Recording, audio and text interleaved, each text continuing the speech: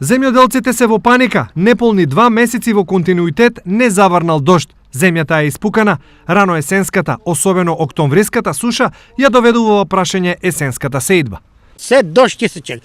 Оваа година може да биде покатастрофа и од ланска. Податоците говорат, овогодинешниот септември и октомври се со нула врнежи, за разлика од лани кога се измерени вкупно 61 литар наврнат талок на метар квадратен.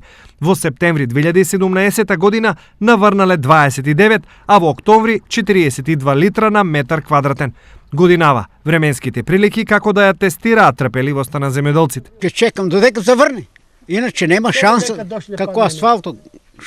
Малку надеж деновиве им даваат синоптичарите со најава за можни дождливи денови, што би стартувале на почетокот од идната недела.